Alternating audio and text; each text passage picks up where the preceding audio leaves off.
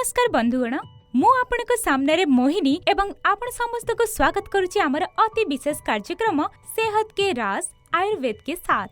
दर्शक बंधु आज आमे एपर एक गंभीर टॉपिक विषय कथा हबा जहाठार देशर प्रति अन्य व्यक्ति अत्यंत चिंतित। आज आमे कथा हबा स्वास्थ्य विषय। लोकंकर स्वास्थ्य गठित हेई पारि न थाए, अनेक प्रकार औषधर सेवन करथांती, भोजन ग्रहण करथांती, किंतु सठिक स्वास्थ्य मिली पारि न थाए। जिम जॉइन करथांती, जोग करिथांती, एक्सरसाइज करिथांती, किंतु तापरे भी मन मुताबक स्वास्थ्य मिली पारि न थाए। एवं एही समस्यार समाधान करिबाको आज हम स्टूडियो रे उपस्थित अछंती दिव्य ऋषि आयुर्वेद संस्थानर वरिष्ठ आयुर्वेदाचार्य डॉक्टर बिना खत्री महाशय। ताहले आसंत स्वागत करिबा डॉक्टर बिनांकर। डॉक्टर बिना बहुत बहुत स्वागत आम स्टूडियो रे। नमस्कार। नमस्कार डॉक्टर साहब, जेमिति कि आम दर्शकों को जणैलु कि आमे एमिति एक समस्या विषय कथा हेबा जहाको कि नै देशर अन्य एक व्यक्ति चिंतित अछंती। आज्ञा लोक स्वास्थ्य पछरे गोड़ै थांती, अनेक प्रकार भोजन ग्रहण करथांती, एमिति कि अनेक प्रकार मेडिसिन नै थांती, स्टेरॉइड्स भी नै थांती, किंतु स्वास्थ्य मिलि न थाए। प्रकृति रे कोन हेई थाए यार कारण? देखंतु मोहिनी मैडम, किछि कहिबा पूर्वरु मु आपनकु गोटिए प्रश्न पचारुछि। आज्ञा पचारंतु। जदि आपनकु स्वास्थ्य बनेबार अछि तेबे आपण कोन करिवे? सबुठु प्रथमे निज खाद्य उपरे ध्यान देबे। बिल्कुल ठीक कहिसंती, किंतु केवल खाद्य पानीय द्वारा आपनक स्वास्थ्य हेई न थाए। हां, लोक माने भाबंती जे मु अधिक खाइबी, अधिक मिठा बा अधिक तेलिया पदार्थ खाइबी, अधिक ड्राई फ्रूट्स खाइबी बा माछ मांस खाइबी तो मोर स्वास्थ्य बनि जिवो। स्वास्थ्य जाई सेतेबेले भलो हेबो जेतेबेले आपनक जठराग्नि मजबूत हेबो, जेतेबेले आपनक पाचन तंत्र एते मजबूत हेबो जे आपण जहा भी खाउचंती ता सब हजम हे जाउतबो। तेणु हजम शक्ति आपनक पाचन तंत्रर बहुत इंपोर्टेंट अंश।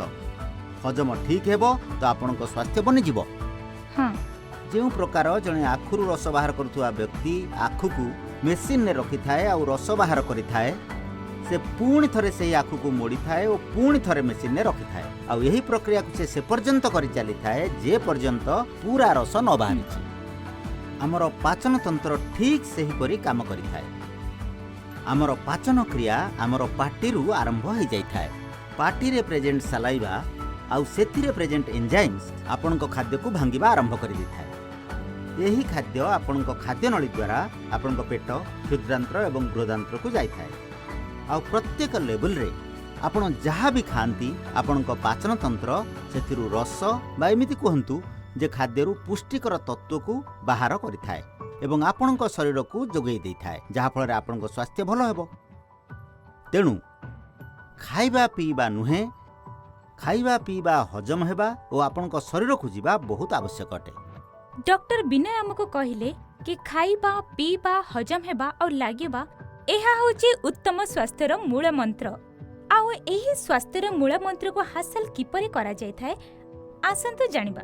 ताहले डॉक्टर साहब, मु जानिबा को चाहिबी स्वास्थ्य गठनर मूल मंत्र किपरि हासिल करा जाय।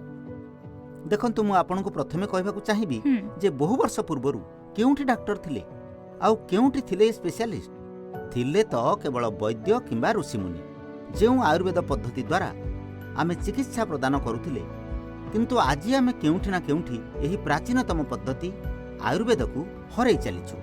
आउ रहिला कथा स्वास्थ्य बनैबार तो आमर संस्थान दिव्य ऋषि आरोग्यम संस्थानर आयुर्वेदाचार्य माने गभीर गवेषणा, अध्ययन एवं सफल परीक्षण परे गोटे एपरी औषध निर्माण करिसेंती जहाँ आपनक पाचन तंत्र को एते मजबूत करदेव जे जदि आपण 2 खंड सुखिला रुटी भी खाइबे ना ताहा भी आपनक शरीर को लागे। अनेक समय आपण देखिथिबे बा सुनिथिबे जे केही कहंती जे मु जदि पानी पिए ताहा भी घियो भली लागि थाए। आउ केतक कहंती जे मु घियो लोहुणी जणा नाही कोन कोन खाउछि किंतु ताहा मो देह को लागुनी। तेणु ए सबु जाक खेल आपणको पाचन तंत्रर। जदि आपणको पाचन तंत्र मजबूत हेबो तेणु कि आपण काठ पत्थर किछि भी खांतु आपणको देह को लागिबो। आउ आमर औषध एही पाचन तंत्र को मजबूत करी आपणको ठीक स्वास्थ्य प्रदान करिथाय। डाक्टर साहब, आजिकल जदि देखा जाए मार्केट को गले स्वास्थ्य गठन करिबा पई अनेक प्रकार औषध मिलुची, तेबे आपणक संस्थानर औषध से सब औषध ठरु किपरि उत्तम? आमर औषध स्टेप बाय स्टेप काम करिथाय।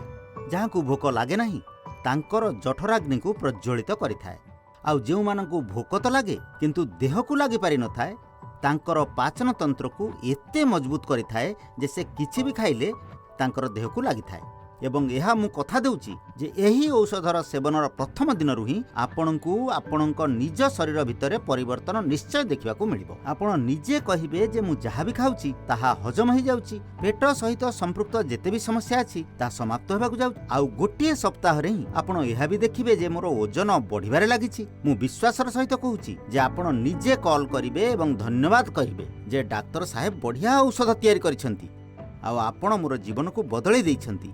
तेणु समस्त को मु कहबाकू चाहे जे निज जीवन रे थरे मात्र एही औषधर सेवन अवश्य करंतु। आजिकाली बहुत एमिति पेशेंट आसुचंती संस्थान को जो मानकर गैस हेबा, पेट फुली रहिबा, बांती लागिबा, दस्त लागिबा, कब्ज रहिबा, पेटरे अल्सर हे जिबा किंबा खाद्य खाइबा परे परे शौच जिबा एहीपरि समस्या द्वारा चिंतित। आउ एही समस्त समस्यार मूल कारण आपणक पाचन तंत्र अटे। आउ आयुर्वेद रे मध्य कुहा जायछि जे सबु रोगर मूल कारण केउठी ना केउठी पाचन तंत्र रु ही आरंभ होइथाय। आपणक पाचन तंत्र गाड़ीर इंजिन परि होइथाय। जो प्रकार गाड़ीर इंजिन ठीक भाव में जदि काम करि चली थाए तेबे गाड़ी चलीथिबो। आपणक पाचन तंत्र मध्य जदि ठीक भाव में काम करिवो तेबे आपण समस्त रोगरु दूर रहिबे आ आपणक स्वास्थ्य शतकड़ा 100 भाग बनि जिवो। ताहले बंधुगण आपण भी अनेक प्रकार औषध सेवन करी जदि थकी गलेनी आउ जदि आपण एक उत्तम पर्सनालिटी चाहुचंती तेबे आपण दिव्य ऋषि आरोग्यम संस्थानर औषधर सेवन निश्चित करंतु।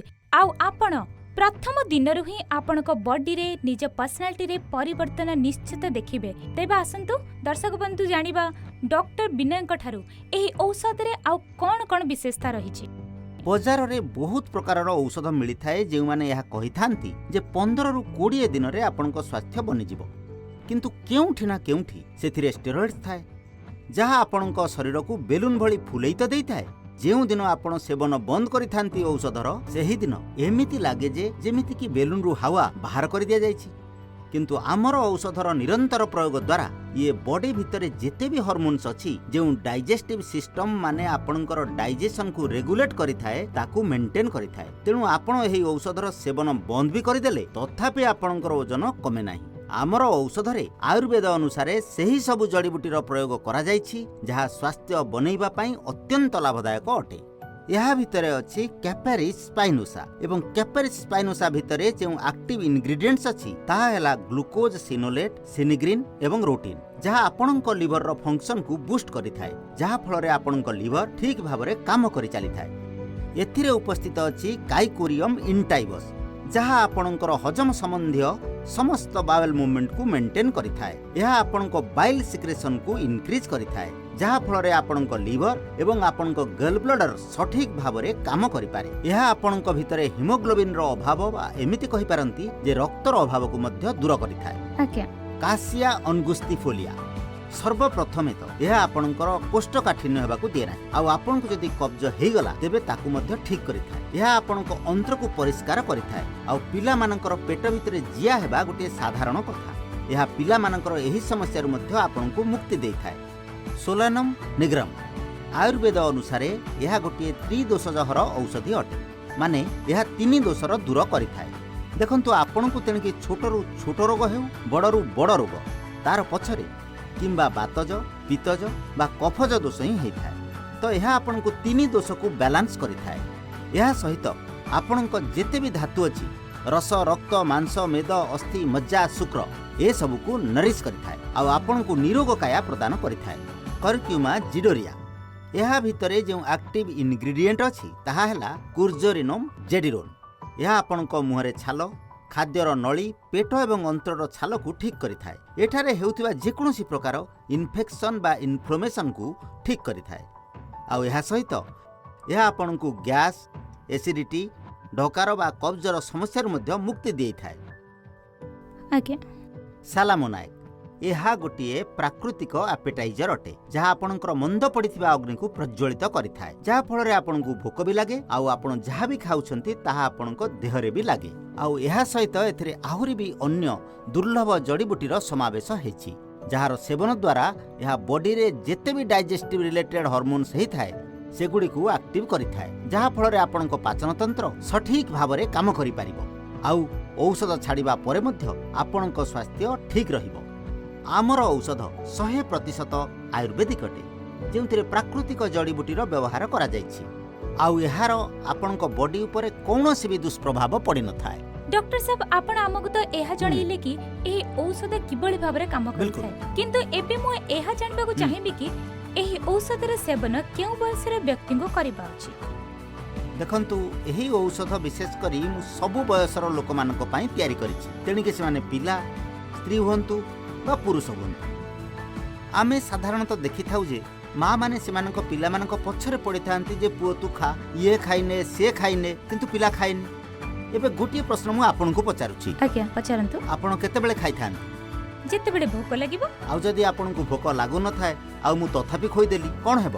ଲୁଜ ମୋସନ ହେଇପାରେ, ପେଟ ଓଜନିଆ ଲାଗିବ, ବାନ୍ତି ମଧ୍ୟ ଲାଗିପାରେ।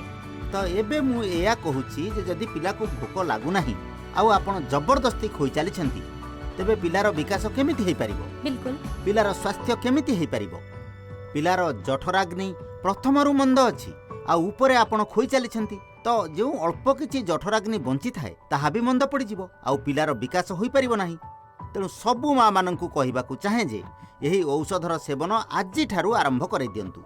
ଏହାର ଲଗାତାର 1 ମାସ ସେବନ ଦ୍ୱାରା ଦେଖିବେ ଯେ ପିଲାର ପୂର୍ଣ୍ଣ, ତେଣିକି ତାହା ଶାରୀରିକ ହେଉ ବା ମାନସିକ ହେଉ, ବିକାଶ ହେବାକୁ ଲାଗିବ। ବହୁତ ମହିଳା ସଂସ୍ଥାନକୁ ଆସନ୍ତି ଯେଉଁମାନେ ନିଜର ପର୍ସନାଲିଟିକୁ ନେଇ ବହୁତ ଚିନ୍ତିତ ଥାନ୍ତି। ସେମାନଙ୍କ ଶାରୀରିକ ଅଙ୍ଗଗୁଡ଼ିକର ଠିକ୍ ଭାବରେ ବିକାଶ ହୋଇପାରେ ନାହିଁ, ଯେଉଁ କାରଣରୁ ସ୍କୁଲରେ କଲେଜେସରେ ସେମାନଙ୍କୁ ଆଟେନସନ୍ ମିଳିପାରେ ନାହିଁ। ଆଉ କେଉଁଠି ନା କେଉଁଠି ଏହା ଇନଫେରିୟରିଟି କମ୍ପ୍ଲେକ୍ସ ବା ଏମିତି କହିପାରନ୍ତି ଡିପ୍ରେସନ୍ ସେମାନଙ୍କୁ ଭିତରେ ଭିତରେ ଖାଇଚାଲେ। ସେମାନଙ୍କ ବିବାହ ହୋଇପାରେ ନାହିଁ, କାରଣ ପରିବାର ଲୋକେ ଭାବନ୍ତି ଯେ ୟାକୁ ଖାଇବାକୁ ମିଳୁନାହିଁ ବା ଇଏ କୌଣସି ରୋଗର ଶିକାର। ଆଉ କେବେ କେମିତି ତ ସେମାନଙ୍କ ଭିତରେ ଆତ୍ମହତ୍ୟାର ଭାବନା ମଧ୍ୟ ଆସିବାକୁ ଲାଗେ। ମୁଁ ସେହି ସବୁ ମହିଳାମାନଙ୍କୁ କହିବାକୁ ଚାହିଁବି ଯେ ଥରେ ମାତ୍ର ଏହି ଔଷଧର ସେବନ ଅବଶ୍ୟ କରନ୍ତୁ। ମୁଁ ବିଶ୍ୱାସର ସହିତ କହୁଛି ଯେ ଯେଉଁ ମାନ ସମ୍ମାନ, ଯେଉଁ କନଫିଡେନ୍ସ, ଯେଉଁ ଆଟେନସନ୍ ଆଜି ପର୍ଯ୍ୟନ୍ତ ସେମାନଙ୍କୁ ମିଳିନାହିଁ, ତାହା ସେମାନଙ୍କୁ ଅବଶ୍ୟ ମିଳିବ। ମୁଁ ସେହି ସବୁ ପୁରୁଷମାନଙ୍କୁ ବି କହିବାକୁ ଚାହେଁ ଯେଉଁମାନେ ସ୍ୱାସ୍ଥ୍ୟ ବନେଇବା ପାଇଁ ଜଣା ନାହିଁ କେତେ ଉପାୟ କରନ୍ତି, କିନ୍ତୁ ସ୍ୱାସ୍ଥ୍ୟ ବନିପାରେ ନାହିଁ। ଓଲଟା ନିଜର ଶରୀରର ଏତେ କ୍ଷତି କରିଥାନ୍ତି ଯେ ନିଜର ସ୍ୱାସ୍ଥ୍ୟ ବନେଇବା ଆଳରେ ପୁଣି ରୋଗକୁ ନିମନ୍ତ୍ରଣ କରନ୍ତି। ଆଉ ମୁଁ ଭରସାର ସହିତ କହୁଛି ଏହି ଔଷଧର ନିରନ୍ତର 1 ମାସ ପ୍ରୟୋଗ ଦ୍ୱାରା ଆପଣଙ୍କ ସ୍ୱାସ୍ଥ୍ୟ ଅବଶ୍ୟ ବନିଯିବ। ଡକ୍ଟର ବିନୟ, ଯେଉଁ ଔଷଧକୁ ନେଇ ଆପଣ ଏତେ ବଡ଼ ବଡ଼ ଦାବା କରୁଛନ୍ତି, ଏତେ ଦୃଢ଼ତାର ସହିତ କହୁଛନ୍ତି, ଏତେ ଭରସାର ସହିତ କହୁଛନ୍ତି, ମୁଁ ଆଉ ମୋ ଦର୍ଶକ ବନ୍ଧୁ ଜାଣିବା ପାଇଁ ଚାହୁଁଛନ୍ତି କି ଏହି ଔଷଧକୁ କିପରି ମଗେଇ ପାରିବେ? ଏହା ବହୁତ ସହଜ। টিভি স্ক্রিন উপরে যে নম্বর ফ্লাশ ହେଉଛି ଆପଣ ସେଥିରେ କଲ୍ କରିପାରିବେ। ଆପଣ ପଇସା କାହାରିକୁ ଦିଅନ୍ତୁ ନାହିଁ। ଯେତେବେଳେ ଔଷଧ ଆପଣଙ୍କ ହାତକୁ ଆସିଯିବ ତେବେ ଯାଇ ପଇସା ଦିଅନ୍ତୁ। ଦେଖନ୍ତୁ ମୋହିନୀ ମ୍ୟାଡାମ, ଆମର ସଂସ୍ଥାନର ଉଦ୍ଦେଶ୍ୟ ପଇସା କମେଇବା ନୁହେଁ। ଆମର ସଂସ୍ଥାନର ଉଦ୍ଦେଶ୍ୟ ଜନକଲ୍ୟାଣର। ଆଉ ଜନକଲ୍ୟାଣକୁ ଦୃଷ୍ଟିରେ ରଖିକରି ହିଁ ଆମେ ଏହି ଔଷଧର ମୂଲ୍ୟ ବହୁତ କମ୍ ରଖିଛୁ। ଆମେ ଆପଣଙ୍କଠାରୁ ସେହି ମୂଲ୍ୟ ନେଉଛୁ ଯାହା ଜଡ଼ିବୁଟିକୁ ଏକାଠି କରିବା, ସେଗୁଡ଼ିକୁ ସଫା କରିବା, ସେଗୁଡ଼ିକୁ ପ୍ରୋସେସ୍ କରିବା, ସେଗୁଡ଼ିକୁ ପ୍ୟାକେଜିଂ କରିବା ଆଉ ଆପଣଙ୍କ ଘର ପର୍ଯ୍ୟନ୍ତ ପହଞ୍ଚାଇବାରେ ଲାଗିଥାଏ। ଡକ୍ଟର ବିନୟ, ମୁଁ ଆଶା କରୁଛି କି ଆପଣଙ୍କ ସଂସ୍ଥାନ ଜନକଲ୍ୟାଣ ପାଇଁ ଯେଉଁ କାମ କରୁଛନ୍ତି ସେଥିରେ ସଫଳତା ତାକୁ ମିଳୁ ଆଉ ଦେଶର ପ୍ରତ୍ୟେକ କୋଣରେ ଆପଣଙ୍କର ଔଷଧ ପହଞ୍ଚୁ ଏବଂ ଦେଶର ପ୍ରତ୍ୟେକ ବ୍ୟକ୍ତି ଆପଣଙ୍କ ଔଷଧର ଲାଭ ଉଠାନ୍ତୁ। ବିଲକୁଲ ମୋହିନୀ ମ୍ୟାଡାମ, ମୁଁ ବି ଆପଣଙ୍କୁ ଧନ୍ୟବାଦ ଦେବାକୁ ଚାହିଁବି। ମୁଁ ପ୍ରତ୍ୟେକ ଭାରତବାସୀଙ୍କୁ କହିବାକୁ ଚାହିଁବି ଯେ ଏହି ଔଷଧ ଆୟୁର୍ବେଦର ବରଦାନ ଅଟେ ଆଉ ଏହି ବରଦାନର ଲାଭ ଅବଶ୍ୟ ଉଠାନ୍ତୁ। ଆମକୁ ଆପଣ SMS ବି କରିପାରିବେ। SMS TS ସ୍ପେସ୍ TV2 53030 ରେ କ୍ରେଡିଟ୍ କାର୍ଡ ଏବଂ ଡେବିଟ୍ କାର୍ଡ ଦ୍ୱାରା ଅର୍ଡର କରିବା ପାଇଁ ଆମର ୱେବସାଇଟ୍ www.divyarishi.com ରେ ଲଗ୍ଇନ୍ କରନ୍ତୁ। ତାହେଲେ ବନ୍ଧୁଗଣ, ଯଦି ଆପଣ ମଧ୍ୟ ଅନେକ ପ୍ରକାର ଔଷଧର ସେବନ କରି ଥକି ଗଲେଣି ଆଉ ଯଦି ଆପଣ ଏକ ଉତ୍ତମ ପର୍ସନାଲିଟି ଚାହୁଁଛନ୍ତି, ତେବେ ଆପଣ ଦିବ୍ୟ ଋଷି ଆରୋଗ୍ୟ ସଂସ୍ଥାନର ଏହି ଔଷଧର ସେବନ ନିଶ୍ଚୟ କରନ୍ତୁ ଆଉ ଆପଣ ପ୍ରଥମ ଦିନରୁ ନିଜ ବଡିରେ, ନିଜ ପର୍ସନାଲିଟିରେ ପରିବର୍ତ୍ତନ ନିଶ୍ଚୟ ଦେଖିପାରିବେ। ଆମର ଠିକଣା ହେଲା ଦିବ୍ୟ ଋଷି ଆରୋଗ୍ୟ ସଂସ୍ଥାନ, C9/35 मेट्रो पिलार नंबर 382, रोहिणी सेक्टर 8, दिल्ली 11085। बिल्कुल डाक्टर साहब आपण आम स्टूडियो को आसिले आपण आमको ओ आम दर्शकों को अनेक सूचना देले सेति पे बहुत बहुत धन्यवाद। नमस्कार। नमस्कार।